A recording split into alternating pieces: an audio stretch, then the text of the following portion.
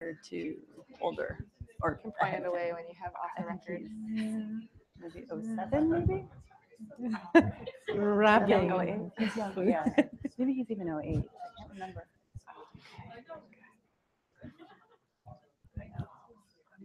Oldie. But goody. Take what You have a lot of experience. Yes, that is. I do have that. Today. I know. It's kind of nice to start teaching them where you're like, okay, Oh yeah. Oh yeah. Oh yeah. No, I have very strict rules about these things at this point. I just can't tolerate it anymore. Like I can't tolerate it. So it just doesn't work. it does not.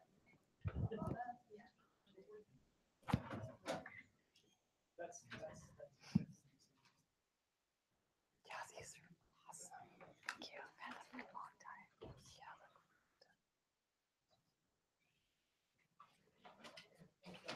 Hey guys.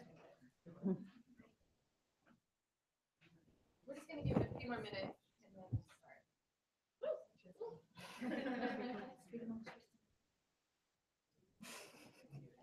I want to speak, but then I know that I'm mic'd. So it's kind of Smart way to go. an awkward.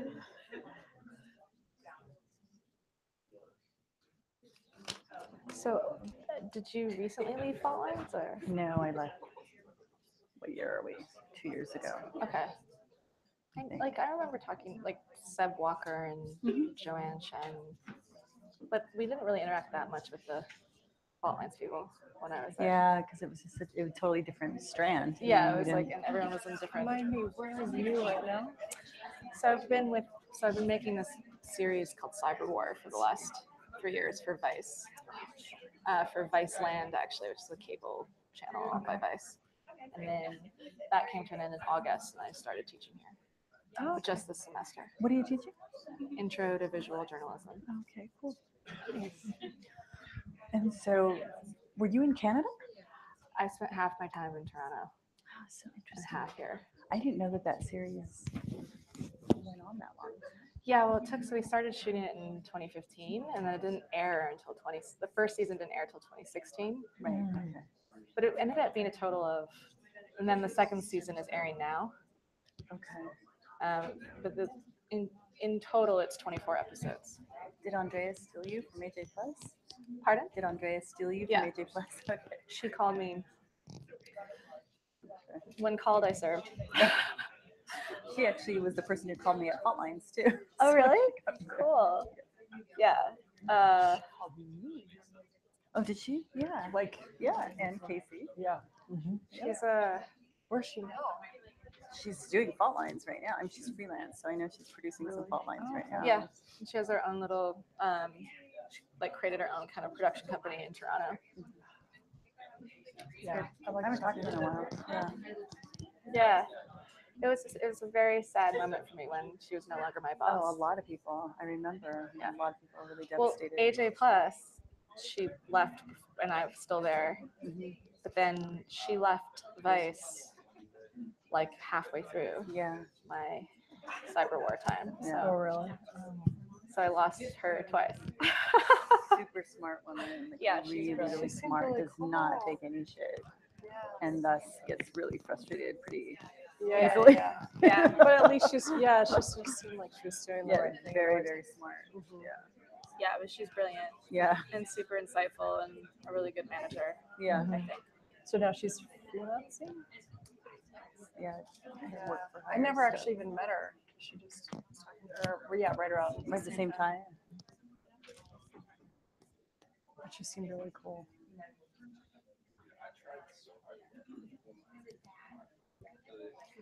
I think the lighting though really does us any favors, to be totally honest. It's true. We just did a big lighting tutorial in this room. Should have just kept like the spotlights. I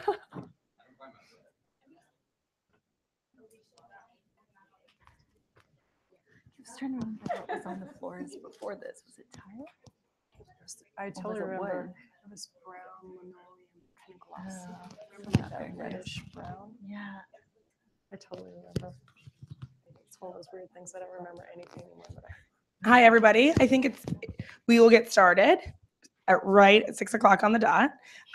Thank you everyone for coming tonight. This has been a pipe dream of mine of hosting a panel on this subject matter for a while. Joanne can tell you I've been sending her lots of emails for months about this, and it means a lot that you all came out.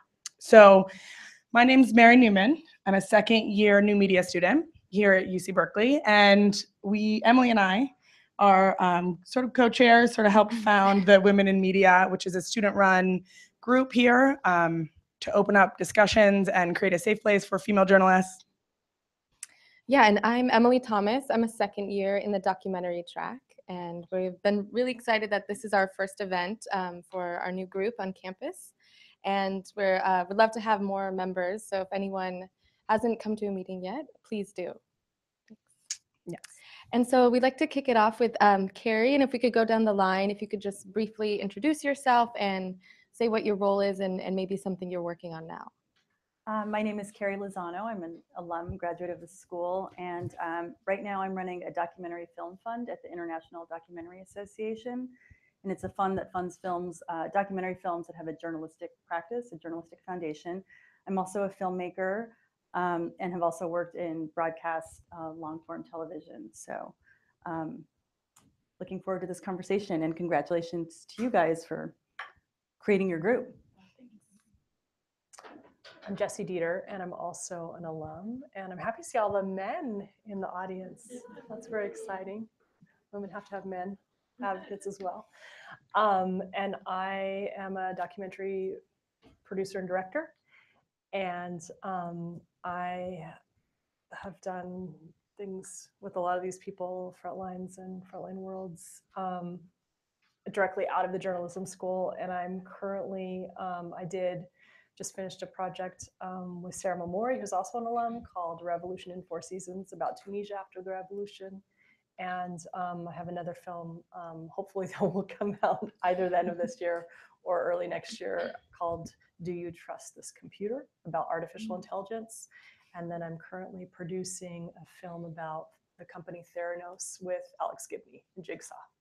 And Emily has come out of that school as well, of interning. So. I'm Paula Newdorf, and I just completed the second season of a documentary series for TV called Cyber War, and I'm now teaching here and kind of looking towards the next project. I'm Rukhsara Qayamaqami, and I'm a documentary filmmaker from Iran. I'm very new here. I recently finished distribution of my recent movie documentary Sonita, and I am I'm just researching for the next one. So, Great. Very impressive group of women. And thank you so much for all taking the time to come out today. It means a lot to all of us. I got the idea for this panel. My background's in still photography, and I worked as a photo assistant on a lot of male-dominated sets, and I worked as an assistant for a lot of male photographers prior to coming to J School. And I remember in a conversation with another classmate, female classmate last year, she was talking about experiencing sexism as a production assistant and how to navigate that. And I thought, why are we not having these candid conversations and learning from each other's experiences? And so with that little, if each of you, we can start with you, Jessie, just to start things off. What was the first time you remember experiencing sexism in a professional setting? I was looking at those questions, and I think it's really interesting for me to even think about that, because there's so many things as a woman that you don't think of as explicitly sexism per se, and just because you have to do what you have to do to get the job done.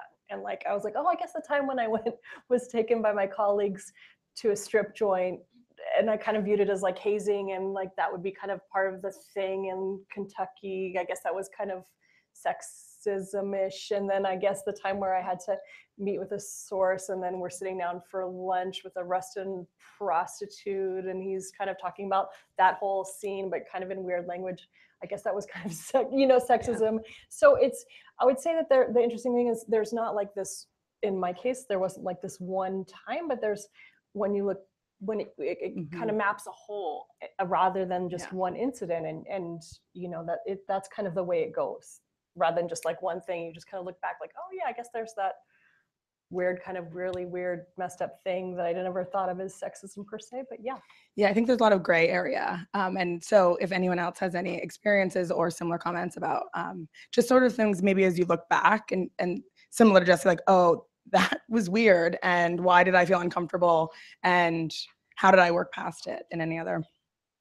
I think, I mean, to just speak for myself, but when I was younger, similar to Jesse, I didn't necessarily, not that you don't notice it, but it's a little bit more subtle. You don't totally realize what's going on because you are at the bottom of the totem pole. And I think the higher up the totem pole you get, the more overt the sexism is.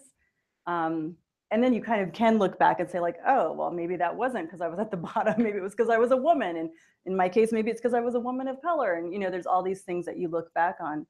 I also think for women filmmakers, if you're producing, this is a big conversation we're having in the field where at times that can be what has historically been considered, women's work. It's the housekeeping, it's kind of the managing, it's the taking care of, it's behind the scenes sometimes.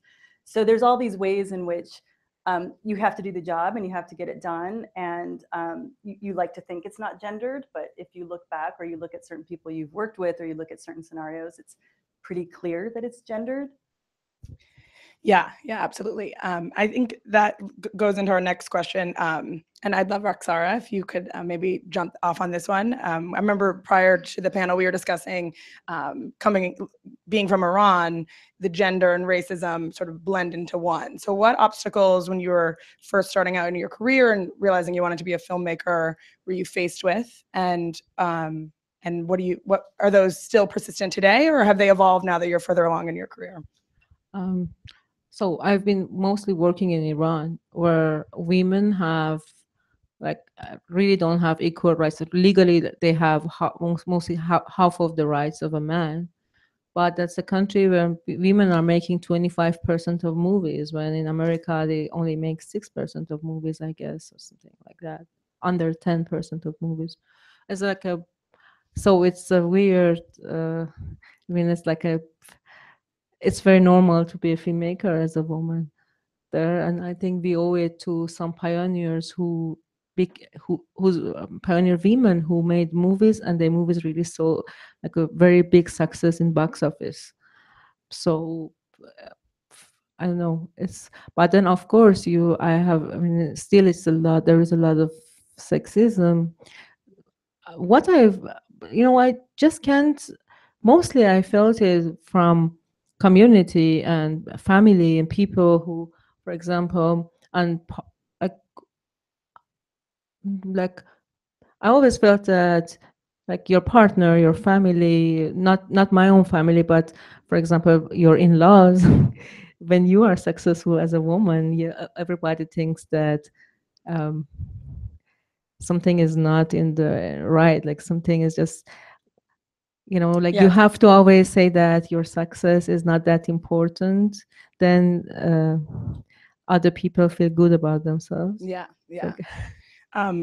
Paula, do you have any examples of sort of that transition from early in your career and obstacles you faced, and if you're still facing them today now that you're in more of a leadership position? I think one, like the earliest obstacle one might face, I had read the questions before and was sort of thinking about this, was I think I wanted to be a journalist, and I was always interested in film from a fairly young age. But I think, and it's just kind of the nature of society and the state of things, especially when I was in school, that all the examples you're sort of given of those things are male, right? And so whether it's like thinking about like famous journalists or famous filmmakers, and so that in itself is sort of an obstacle in that it's not, I think, a go-to in one's mind that that's something I could be. I think that has changed and is changing, and because of people around us, there's been huge advancements in that. Yeah. And then in terms of transitioning to senior roles, I actually feel like I've been in worse positions in junior roles, because I think that's the moment when you feel that you're sort of powerless, and you might see things happening, or you might feel sexism is taking place, but you're not really in any kind of. And I remember just personally, like right off of that, like I freelanced. I was only freelancing before, and so there's no HR, and so when you are sort of faced with that misogyny, I remember trying to balance, oh, they might not hire me again if I'm freelancing. Have any of you sort of ever had that fear earlier on in your careers? And what can we sort of tell younger female students and male students about juggling those uncomfortable moments? Yeah, I mean, one of the things that's interesting about being a freelancer or if you're an independent documentary film is that there is no HR, there's no one to go to, and usually you're just being paid by whoever the director is or whoever the producer is, and you just have to make a call about speaking up for yourself, which has taken me a long time to learn how to do. I have quit jobs in the past more than once if I felt like that's what was happening.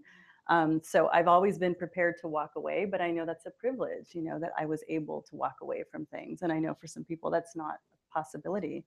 So I think you do have to speak up. I think when you do, people listen. Sometimes it's just a lack of professionalism that happens, and not that anybody is ill-intentioned or anything, but there is a certain lack of professionalism in a freelance life. And I think you just have to call it when you see it, if you can. Yeah, and does anyone else? I just think kind of back to what Carrie said before though as well, I find that it's different in that when you're in a lower position like an associate producer or even a PA role, and you have less autonomy and less say. But I do find, ironically, I would say I've experienced more overt sexism for sure in the past 5 years than ever before in my career. And again, I will point out again, there are a couple of men who shall remain unnamed but know who they are, who I've worked with here. I've worked with some of the most wonderful men on the planet who've totally had my back and made my experience, like, without those men, like, I would have just crumbled in a little heap and died, but I have really been slammed, because I think that honestly, once a woman gets into a position of power, that is really fucking threatening.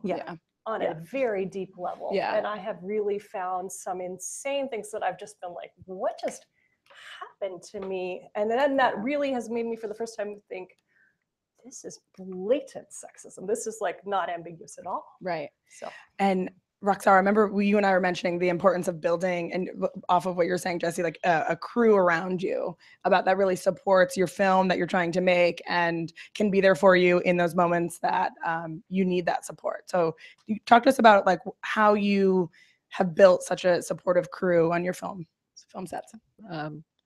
Since I make observational documentaries, my crew will be very important. Like with a different crew, you will have a different film, because you really need to be very sensitive what kind of people you're choosing. Sometimes I compromise some work qualities because of some character qualities, because it just doesn't matter. Like it matters, but not that much. Like if a person is not supportive and doesn't have heart for your story and is not like just it's really the observational documentaries, you need to choose right people. And I can say most of the time I've been very supported by my crew, and if not, I just fired them. I fired a lot of men.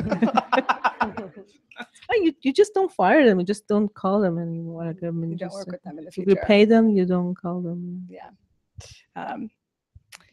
Did you ever? We're just sort of on the topic of uncomfortable moments that women face in making films and shooting videos and being on set.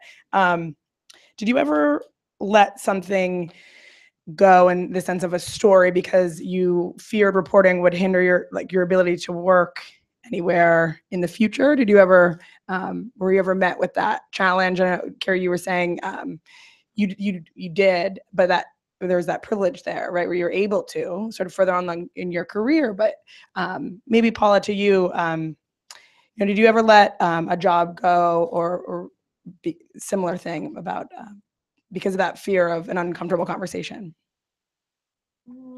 I mean, I think so. The last 2.5, almost 3 years, I was working on a show about like hackers and computer security and cyber warfare and all this. And they're very male-dominated spaces that we were sort of reporting on. Right. And there were definitely topics that I felt pretty keenly that I didn't want to have, because we kind of, each episode is sort of a discrete story. Right. And I mean, I think, and we kind of talked amongst ourselves as directors and producers which episodes we're more interested in. Mm-hmm.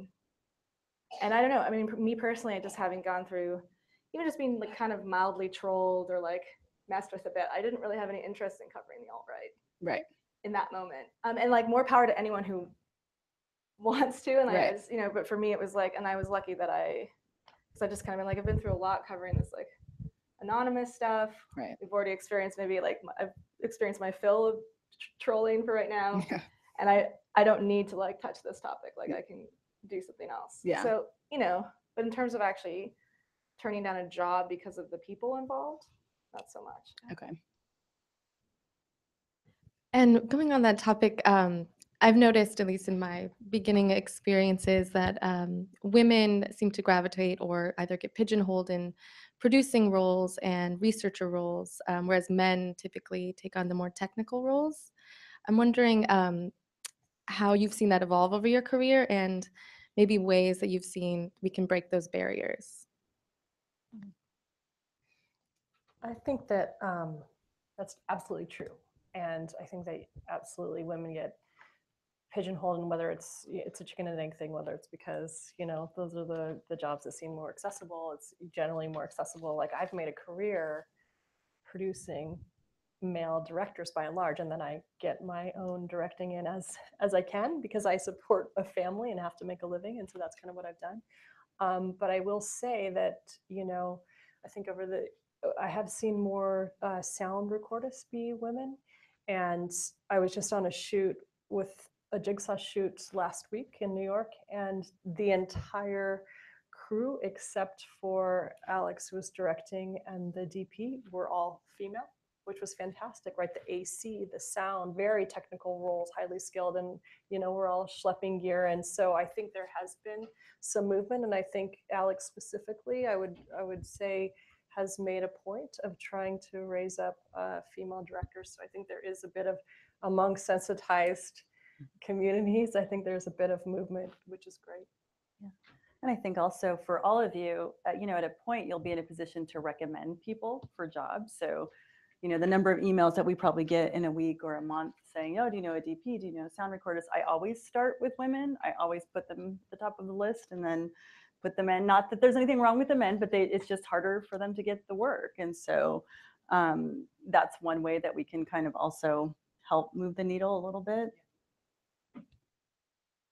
And have you also seen that experience, I know, working more in TV?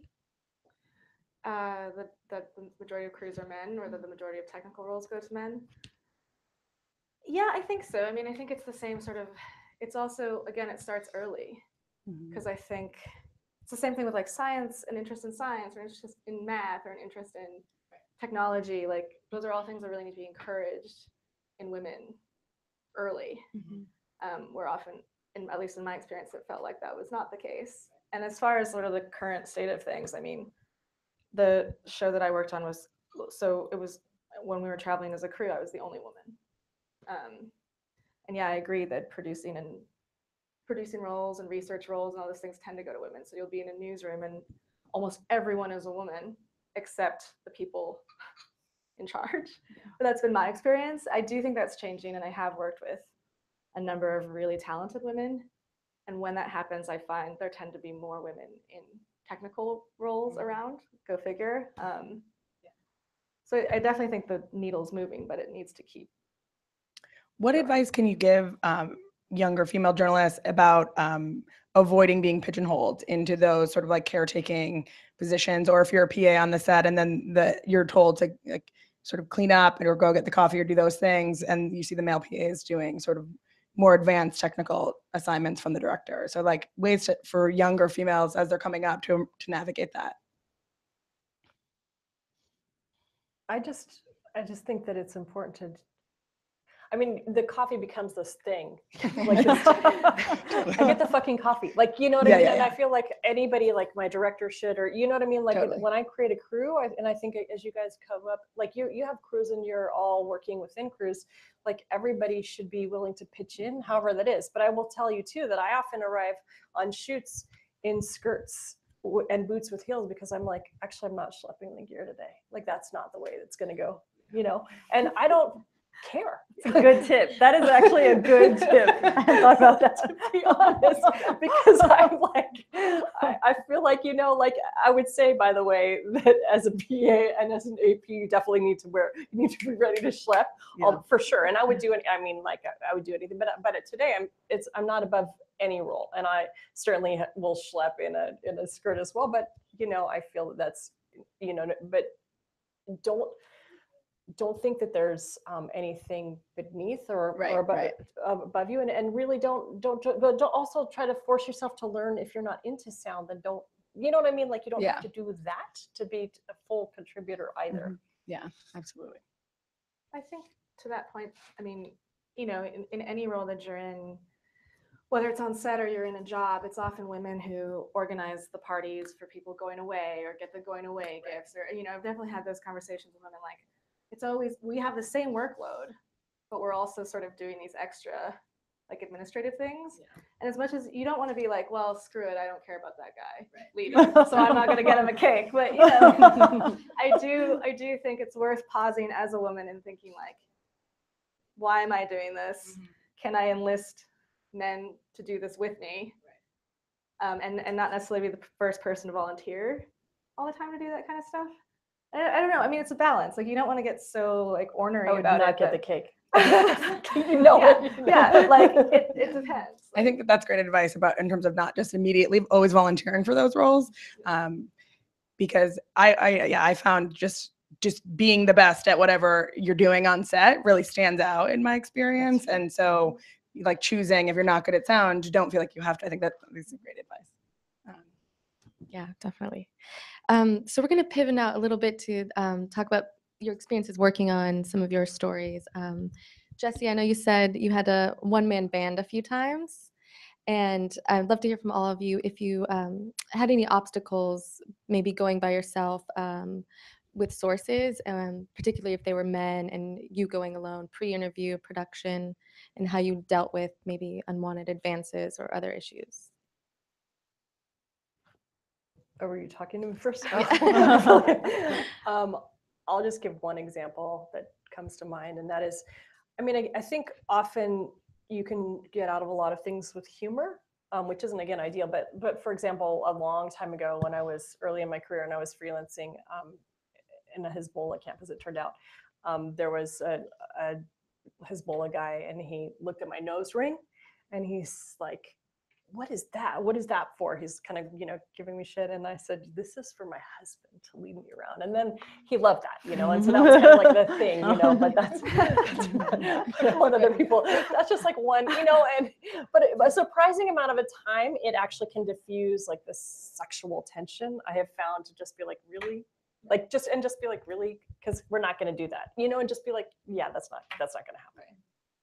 And Roxar, I'd love to sort of jump to you. And we were talking about the advantages women do have sort of in the field. And maybe if you could talk about that. I always think that we are pioneers of female filmmaking. Still, women are not making enough movies, and I don't care what I'm doing to make a movie. Like if it needs to, like, you need to flirt, do it. You need to whatever, just not whatever, but you know, just make it happen. Because if you make it happen, then it will encourage other people. And you know, I give coffee to people. I'm not thinking even about that. I just make it happen. And I, as a person, like as a female filmmaker in a conservative society, I always, most of the time, I found it very, like a lot of privileges is there. One thing is that for making document, especially observational documentaries, you don't need people to take you very serious. I mean, you need to keep it low key. You're a fly on the wall. and you don't need to be an elephant in the room, and you just and as a woman, people welcome you in in a home, in places that, or like really in private places. You can go and shoot live of people who will never let a man come to their home and talk to their wives, for example. And also, uh, many men open up to you as a woman easier than to a man. So there are many privileges as a woman. You should just, I mean, when I'm making a movie, I don't think that, I just think I should do whatever to make it happen. Yeah. And I think it's really important to just be open about that and sort of know our strengths, both as a person and as a woman, and when we're making our decisions while filming. I think that that's great. Also, it's important that you don't see yourself as a woman, but if no matter what the people think about you, you shouldn't internalize sexism and see yourself a woman. You should always see yourself as a human being. Right. I don't try to think about it that much, that, oh, I'm a woman and he did that because I'm a woman. I just don't think about it. Yeah. I don't know why they did that, for example. You should go and ask them, and they will never say that, yes, because you were a woman. Right. You do have to be careful. That how many are print reporters in here? Just curious. So I feel like print reporting is some of the most dangerous things I ever did, because you're alone. So when you're going out with the crew, you know, whether they're male or female, you're not generally totally alone. Once in a while, but Yeah. you know, Time and money, but yeah. yeah, but if you're doing documentary film, I mean, you're not generally alone. I feel like when I was doing some print stories, those were the times where, you know, you're not checking in the way maybe a television crew would. You know, nobody necessarily knows where you're headed. Now it's kind of different, because if you have Uber or Lyft, you can send an ETA to somebody, which I would recommend you do. But those are the times when you're just kind of one-on-one, or you're pre-reporting, that you know, I've certainly had a source, you know, maybe we'll have three or 4 hours at his office, and he'll be showing me around, and we'll be looking at documents. And then at one point he was like, oh, you know, do you want to go to dinner? Oh, my son's playing at a bar.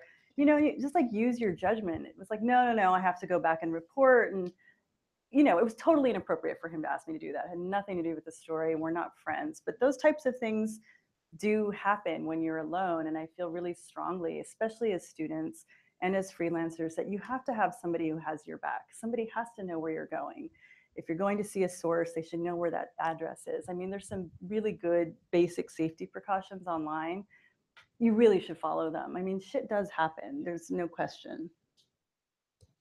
And going off kind of safety concerns, I know all of you have traveled a lot in your work. If you could talk a little bit about any precautions you take, or if it's self-defense, or you carry pepper spray, different techniques or tools you use to protect yourself in the field. When I was shooting in Afghanistan, I was alone almost. Like I was supporting a young girl. Like I was with a much younger girl, and we were two women there. So it was a very dangerous situation. A lot of dangerous situations we were in, and one of them was that when I wanted to extend my visa, the visa officer just took my passport without giving me any receipt, and told me that, uh, you know, they just didn't want to give me my passport back. Just using his, like, yeah, you just give me your number and we will meet and we will see, and or this kind of things. A lot happened in Afghanistan, especially. And But so what did you do to navigate that? And nothing. I just tricked him, and I took my passport back. I said, yeah, I just lied to him, and I made like just did things, and Right. just, yeah, I took my passport back. Yeah. I never pepper sprayed him. It was just so sweet and friendly, and yeah. I mean, in terms of travel, like for me, ironically, perhaps the most dicey moments have been in this country.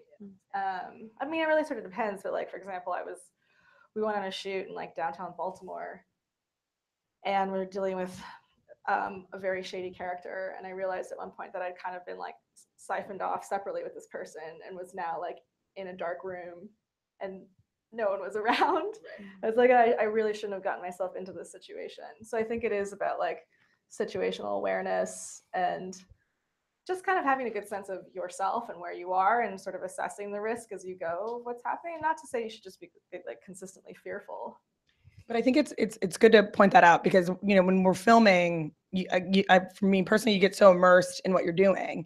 Even if you are with a crew or with one other person, then they're on the other side. So I think like addressing that with your colleagues or with your crew, both male or female, ahead of time is really important. And so along with, I guess, international travel, do you think you kind of talked on it how being a female may have been added to your advantages? If you all could talk a little bit about a time or experience when being a female filmmaker really was an advantage or improved the story possibly? I mean, I think you're right. I totally agree in that.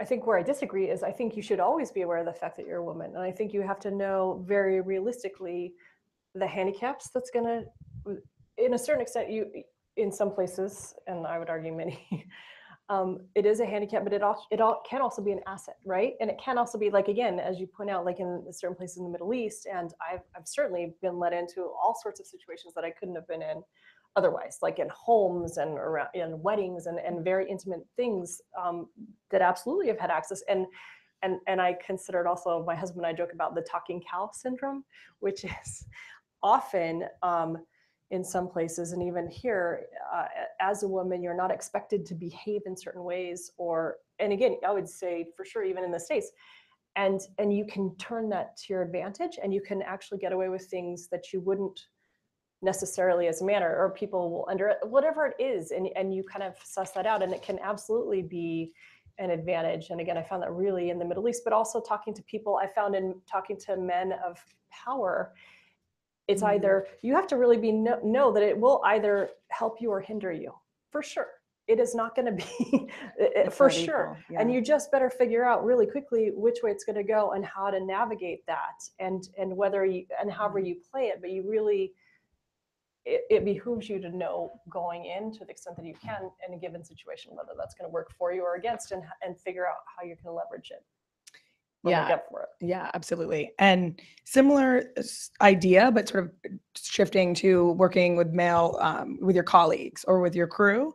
I did a lot of traveling as an assistant, and it was mostly male crews. And did any of you ever experience, or have you experienced a time traveling where maybe you were the only female person traveling and hotel room bookings had to be different because you needed your own room? Or were you ever made to feel like, maybe not explicitly, but the energy you were getting, that it was an inconvenience, that something had to be a little bit different because you're female?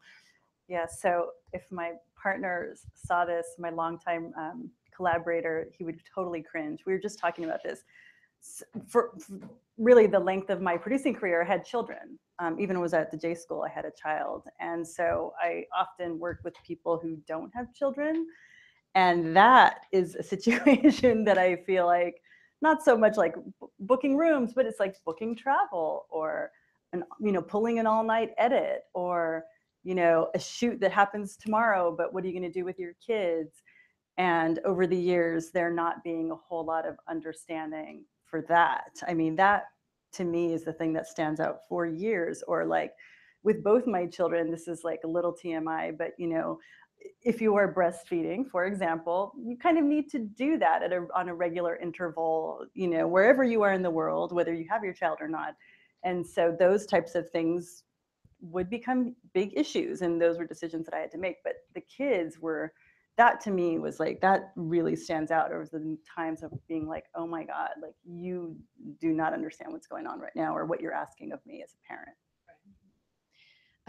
I know some of you also have children, and I'd love to hear maybe how you navigate having children. Not the how do you have it all question, but how do you handle childcare and your career? And did you have to think about family planning a lot when you were entering this field? Yeah, and again, sorry for you guys who don't. If you don't have kids, you might someday, so it is relevant.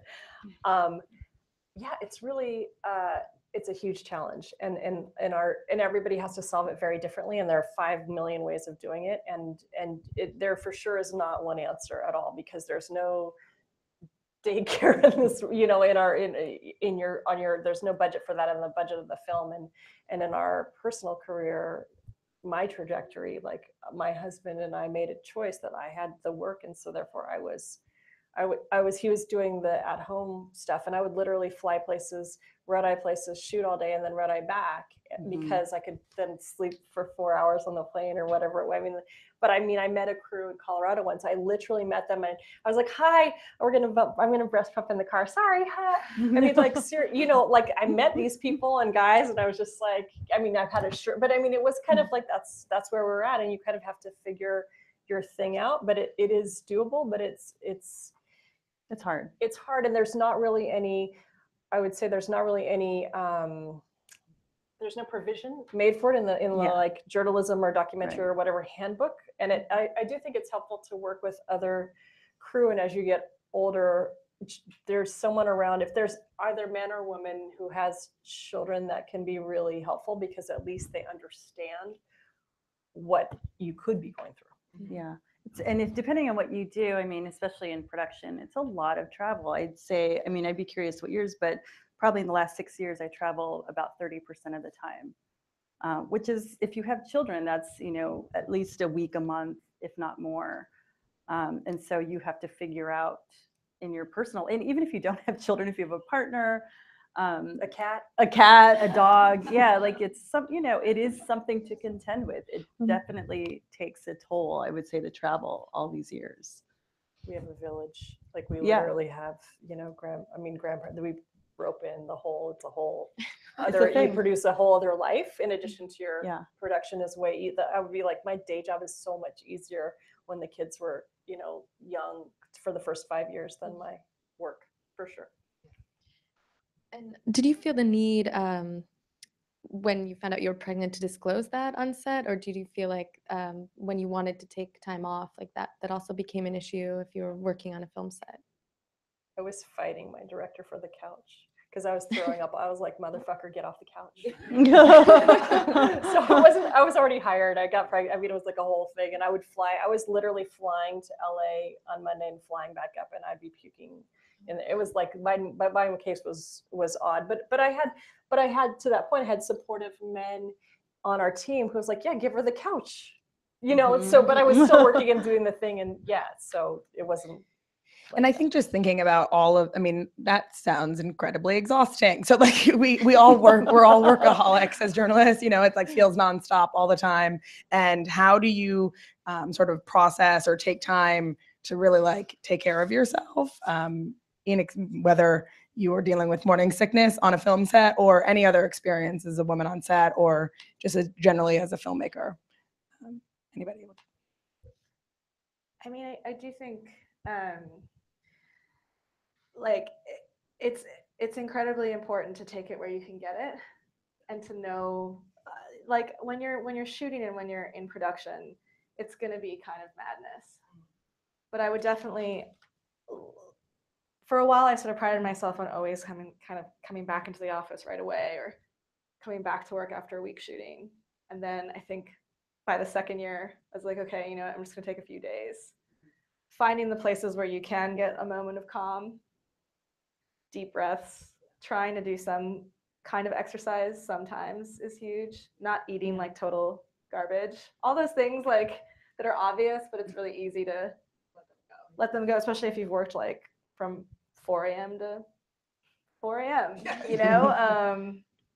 But yeah, I think it is about at least consciously doing the best you can in the moment, and then giving yourself time to decompress when you are done shooting. Yeah, thank you. And so we haven't we've talked mostly about male-female relationships on set, but I think it's also an interesting dynamic when a woman is in charge, and it can be good and bad in their kind of relationships forming on set. Sometimes women can be even crueler to women than men can be, and sometimes it can be really wonderful relationship. I wonder if you could talk about any negative or really great experiences you've had.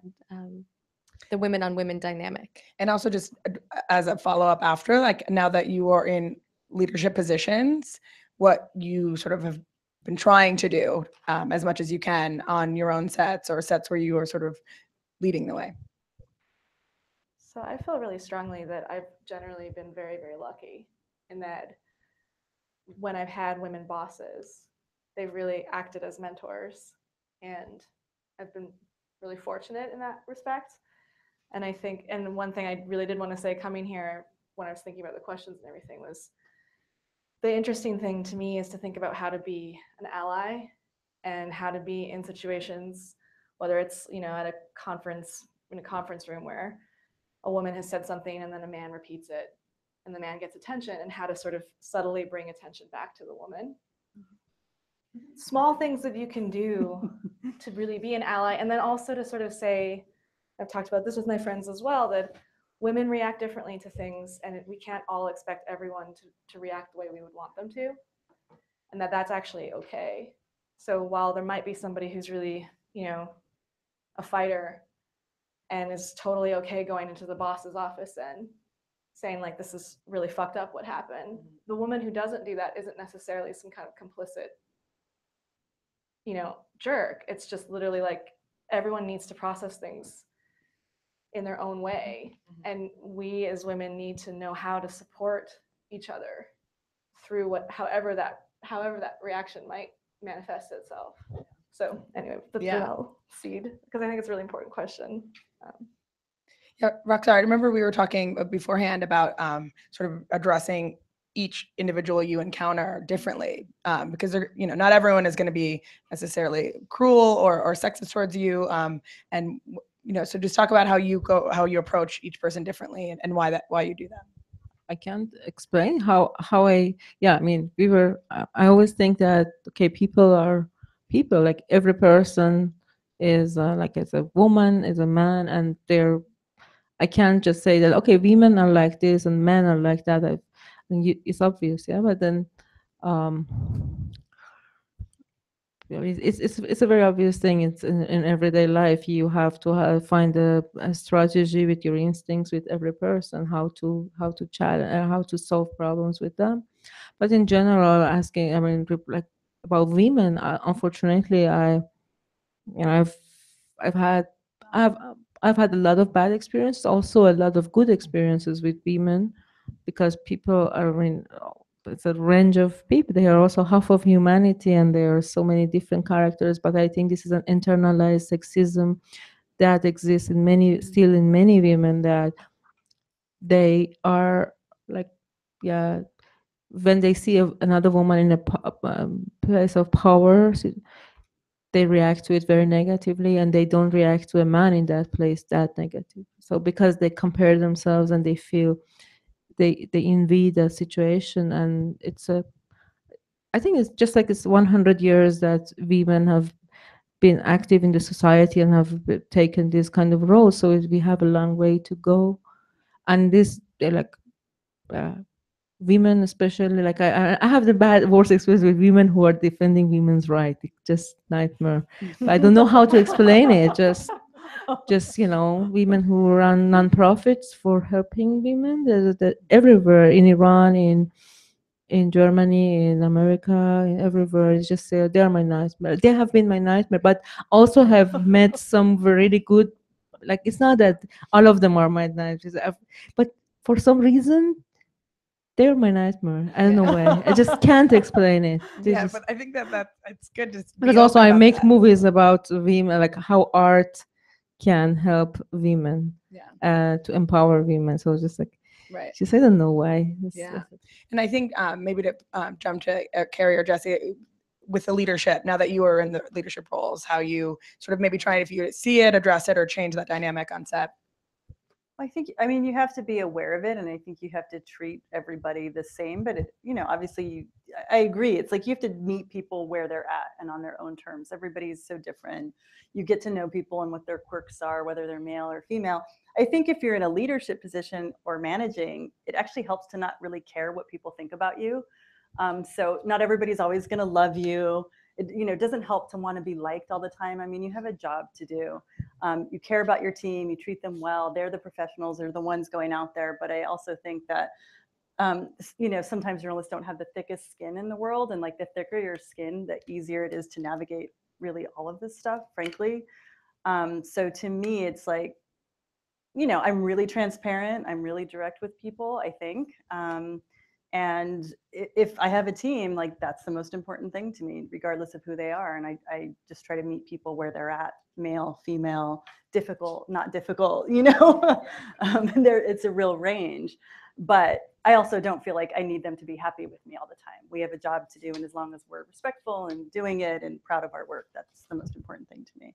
Yeah, I totally agree. And I feel as if I wasn't mentored per se in this one like glorious path of mentorship or whatever, but I have learned from some really wonderful, wonderful women, and I really go out of my way to try to mentor younger women. And I'm not threatened by young, attractive, smart, whatever women. Like, bring it on, I really like to, but men as well, like ditto. I think I find a lot of value in doing that, because I feel like somebody should, and I've learned things really the hard way a lot of time by usually making big mistakes. So I try to kind of help to the extent that I can, like tell younger people I work with, or up and coming people I work with. Yeah. But the one thing I will say too to the women is like, be confident. I mean, once I started interviewing people for jobs, men who have far less experience than some women have 10,000 times more confidence when they're in an interview. And I think just like really owning your skills and what you do, and not being apologetic for what you want, or the decisions you made, I think, you should feel empowered to do that. Because I'm telling you, not all, but many men come in, and even when they don't have the experience, they really do their best to convince you that they do. And there's a real different dynamic when you're interviewing men versus women. It's fascinating.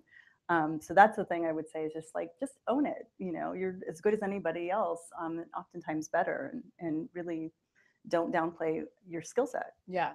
And just to echo the point that you made about not worrying if you piss people off. I remember early in my career, I was always trying to make sure everyone had a good opinion of me, but then, that gets old and it's not very effective sometimes. I just wanted to echo how important that is. I'm curious to hear, when you were starting out, if you really felt any ageism or any assumptions being made about your skill level because you were a woman compared with a man in the same role, and how you dealt with that or shattered that perception. I always felt that I think that I mean, like, women are never in the right age. They are whether too young for the job or too old. Like, then you're never in the right age. Yes, still people call me like this young woman and then after 2 years I will be that old woman that is just like, I don't know how women are never in the right age to do serious things. I found it.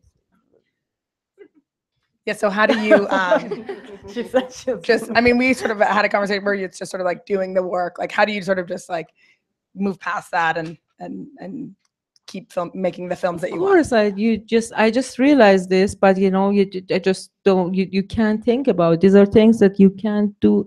You just have to work hard and work good, and just, it's your battle, it's your mission to which I think that personally with my work I try to change things, because it's like, yeah, but then if you want to think, oh, they think I'm too old, they think I'm too young, what should I do? I hate them. And it's just like, you can't work. But then I realized that, nobody is in the right age. No woman is in the right age to do anything serious. That's such a good point. Hillary Clinton is an old woman. She's a grandma. Right. And, 5 years she was too young. I'm curious if you have any good experiences that you were able to kind of stop that treatment. If you have any advice for us starting out, if someone says something to you on set that just is like not okay, do you call it out then? What do you do? It really depends. There is I don't have any, like, it depends on the situation and depends on the person in power. Like, just I want to make my movie. I don't want to fix people. So it just depends. Maybe I just say, oh yeah, you're right, because just I'm this kind of person. I'm not very I don't want to prove things when I'm making movies. Yeah, I mean, if somebody's having a hard time taking direction when you're doing production, you know, I often can't help but wonder if it's because I'm a woman doing the directing. Like, I'm not sure. Is it like this is just an ornery DP that I have with me who's a pain in the butt, or like is this a personal thing? You don't know. So I think that's the point. It's like, just if you're not having a good experience with somebody, maybe they're not right for your particular crew. You get through the period you have to get through, and then you start with somebody else. But that I mean, that happens a lot, I think, on the set. In general, it's like really, it's intense, super intense work. It's, you know, you don't sleep a lot, you don't eat right, you're trying to get everything. There's a lot of social dynamics going on. It's just really intense. And I think you can't go into it expecting that it's just going to be swimmingly fun all the time. It's actually grueling. It's like, I'm going to be totally straight. Like, it's grueling, it's stressful, it's super demanding, and there's a lot of interpersonal dynamics between your crew, between what you're trying to get, between, you know, the authorities, whatever it is. So I just think you have to go into it totally wide-eyed. It is freaking hard, and those of us who do it are probably insane. So you know, just kind of like, that's just how it is. It's just part of the job. Just like welding is hard, or like digging a ditch is hard work. It kind of just is. Yeah, I think that's a smart thing that both of you said, because yeah, you never are the right.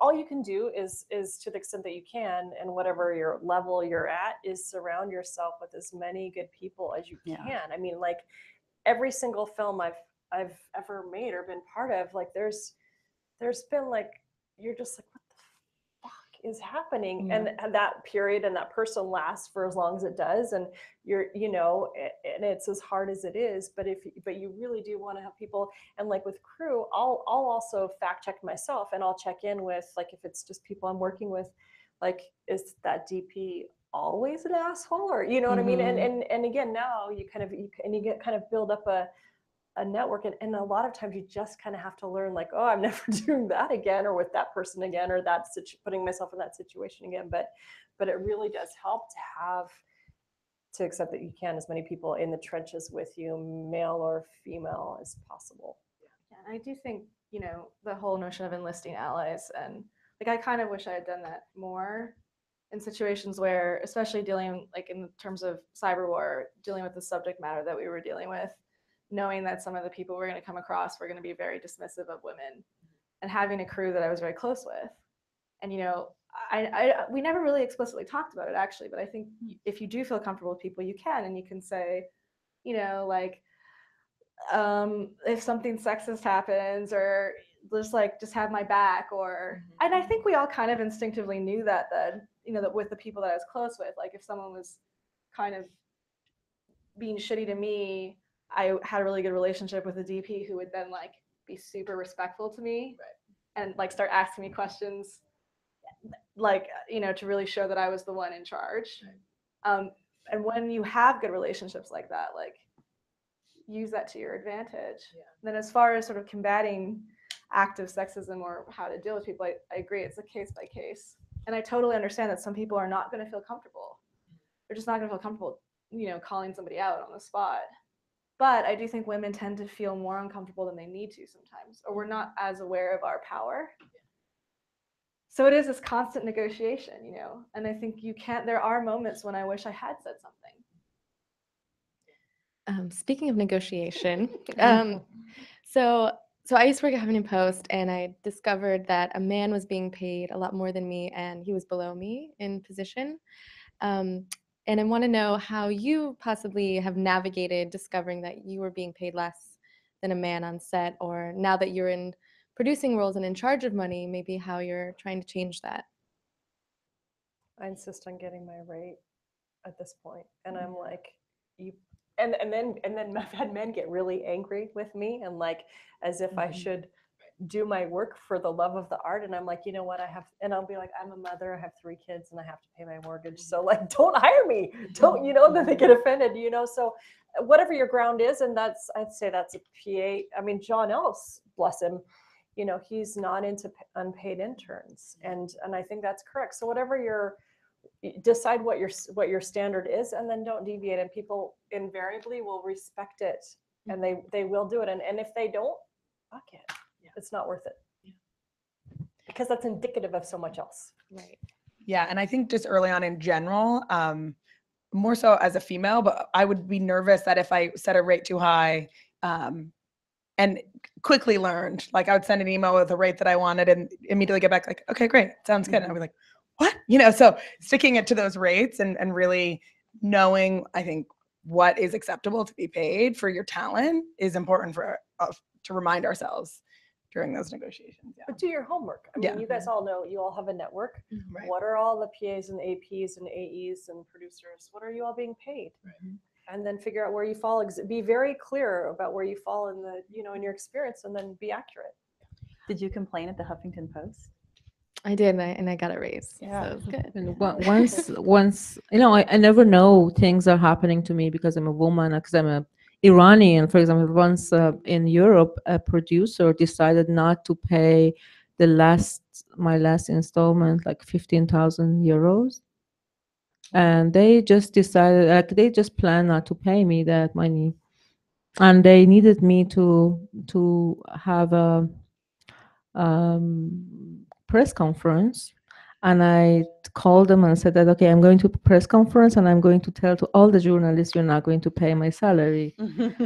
And I don't know, because I'm Iranian, I don't have, Iran is a country under sanction. People, even paying money to you is illegal. Somehow I have won awards in the United States, and they told me we cannot pay your money. So why you are showing my movie and then put it in the competition? And when I win an award, you cannot pay the award money. So it's just like all the time. I don't know, but I do this then I become that terrorist. I say that, okay, I'm going to the press conference. If you just don't pay me in 1 hour, I will go to a press conference and tell everybody. And I would do that if they're just doing these things.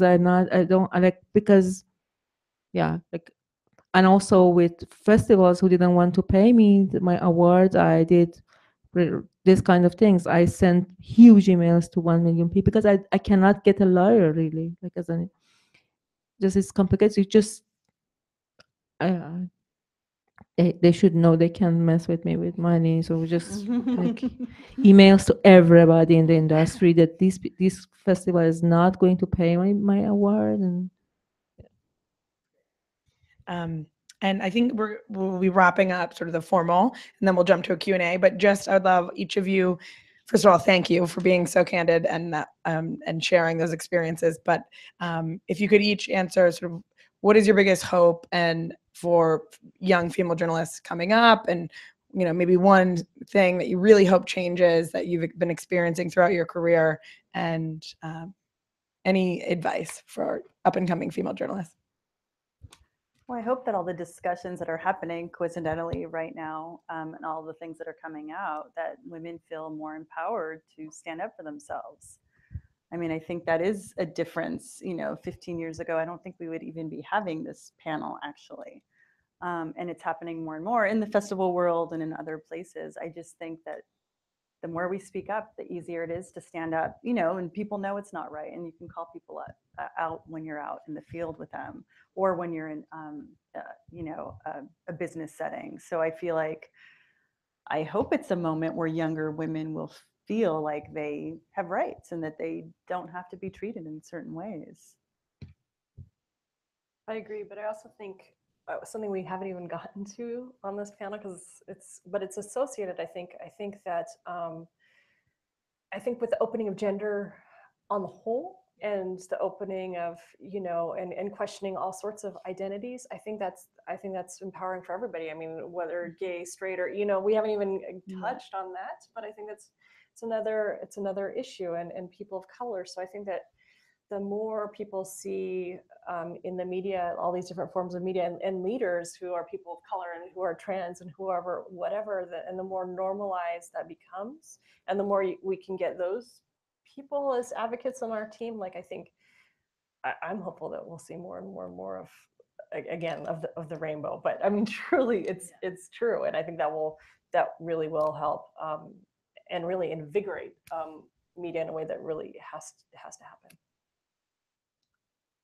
Yeah, I think, I've now mentioned a couple of times, but I do hope that early education, and I see that women have not always thought of these roles as possible for themselves, and that perhaps, you know, more little girls will get cameras and more people will be encouraged to have an interest in all topics and things, and that seems to be happening, but I just hope that keeps happening, and like, and you know, would really hope that early education can sort of involve more interest in how machines work and how cameras work and how lights work and all the kinds of things that, you know, one can have an interest in and do this kind of work.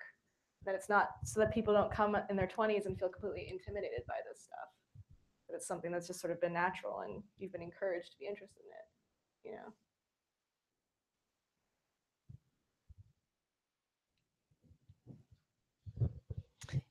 Yeah. I just wanted to tell something that it was interesting for me that